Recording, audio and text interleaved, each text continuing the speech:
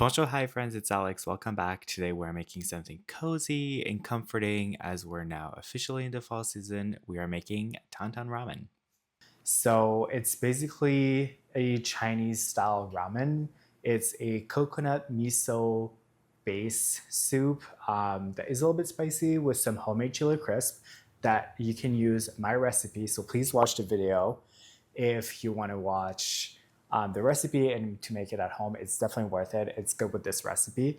So, like I was saying, it's Tan Tan Ramen. So it's a coconut miso, a little bit of chili crisp or chili oil in the soup base with ramen noodles. I top it with crispy ground pork that I marinate for a few hours in a nice mixture. We'll do that right now so you'll know what it is. And you can put whatever toppings you want. So I'll put an egg, I'll put some bok choy, I'll put some mushroom, and I also have leftover spatchcock chicken. So I'll just make it very meaty. That's gonna be a very, very good dinner. So yeah, so we're gonna get started with making the marinade for the pork. We'll marinate for like at least an hour. You can marinate it for a few hours in the fridge. I'll just do roughly an hour now before dinner. And then we'll just put everything together and it's gonna be delicious. So let's get started.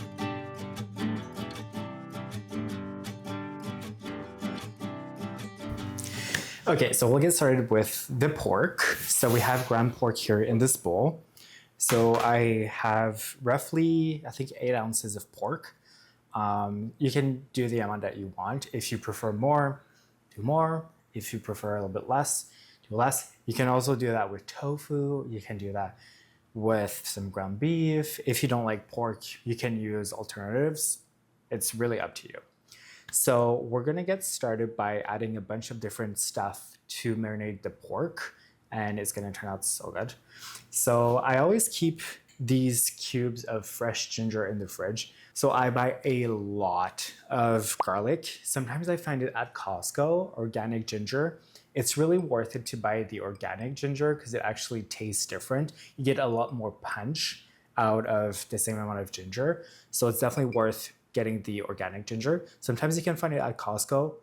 Get it if you can find it. And then it's a lot of work, but you peel it, throw it in the food processor to mince it, and then I put it in ice cube trays that are roughly like a tablespoon and a half. Freeze that, and I keep that in a Ziploc bag in the freezer. I keep it for months. So you can use it for this. You can use it for various different recipes that you'll be able to find on this channel. So I highly recommend doing this. So anyway, so we'll start with some ginger. So I'll use 1 cubes for the pork, and then we'll use more for the actual soup. So we'll start with this. And then for the rest of our ingredients here, it's a tablespoon of each. So it's really simple. So roughly a tablespoon of neutral oil. That's roughly a tablespoon. A tablespoon of mirin. You'll be able to find it in most grocery stores now, but if you can't find it, just go to an Asian market and you'll be able to find multiple ingredients that I use throughout my multiple recipes. So for example, for the chili crisp, you'll be able to find the Chinese chili flakes that you'll need for the recipe. So you'll be able to buy the Chinese chili flakes and the mirin. Just go once, buy everything you need. You'll also be able to find this, which is miso paste. So you'll need it for the pork, and you'll also need it for the base of the soup. And the last thing is soy sauce, just to give a little bit of flavor to the pork. Just to season it a little bit. Instead of using salt, I use soy sauce.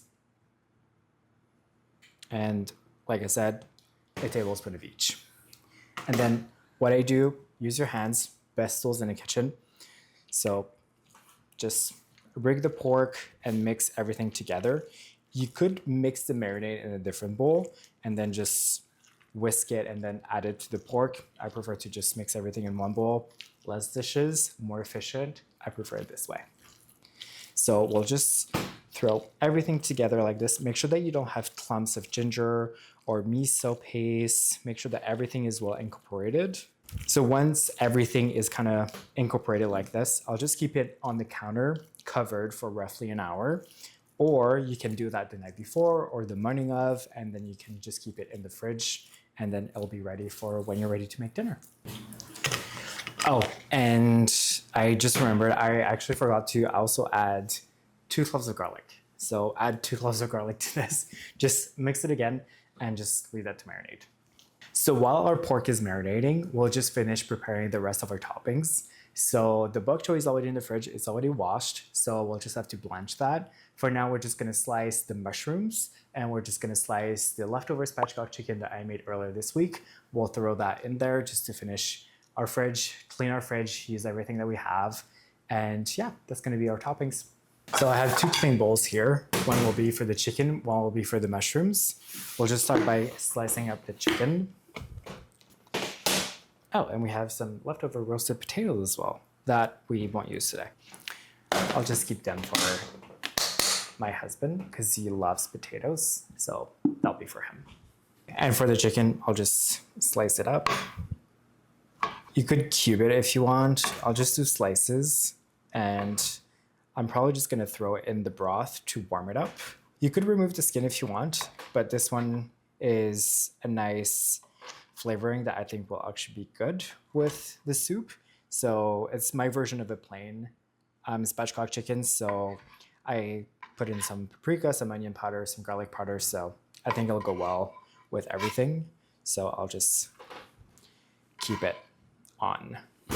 So for my mushroom, if you know me by now, I always keep a bowl for my compost. So I like to take my mushrooms, but I just remove that. And then I just look to see if the mushroom is a little bit dirty. If it is, I'll just wipe it off softly with a paper towel. No water, just a dry paper towel, and I'll just slightly remove the dirt. And yeah, I'll just do that with all of the mushrooms and then we'll slice them.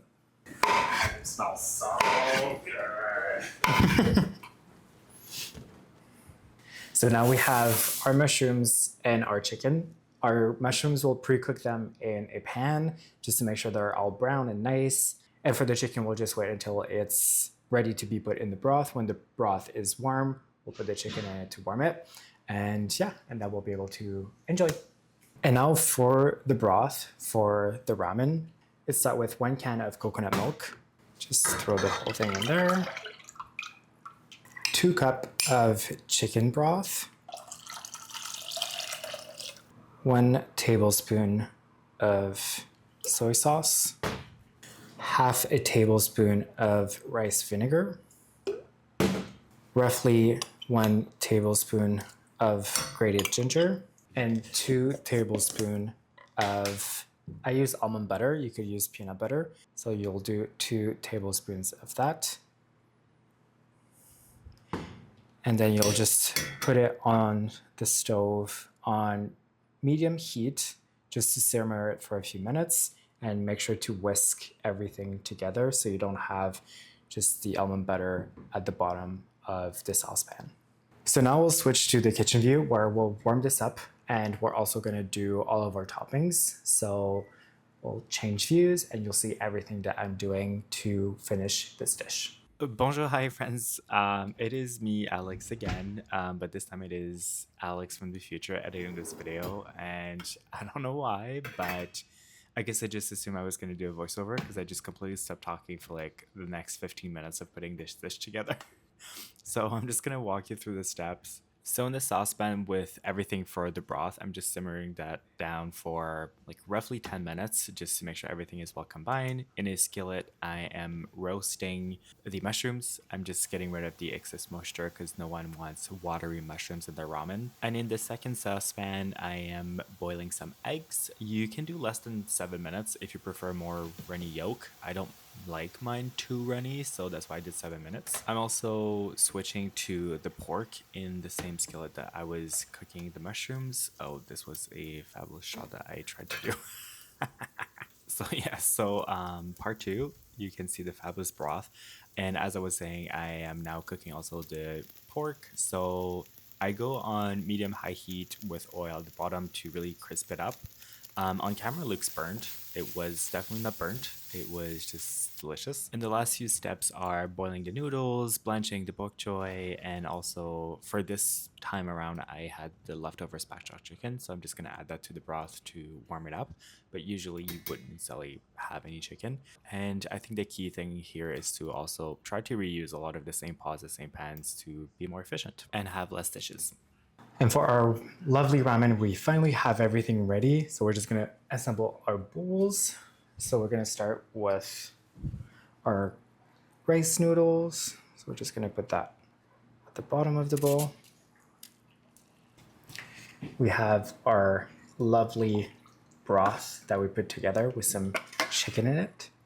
So I'm gonna add that to our noodles. It smells so good. We're gonna use our crispy ground pork. I'm gonna add that on top. And it smells so good. I like to do a nice presentation because we worked really hard on this. So it's nice when it's good flavors, but you can also see how beautiful it is. Now time for our lovely mushroom. And then we have our blanched bok choy. You could grill it if you want. I prefer to just blanch it a little bit and then give it a cold ice bath to not overcook it. It adds a nice vibrant green color. And then to finish it off, we have our lovely eggs, like so. Just put on top. And then here we have some green onions and we have some cilantro. So we can just top everything with both. And to finish it off, a little bit of chili crisp.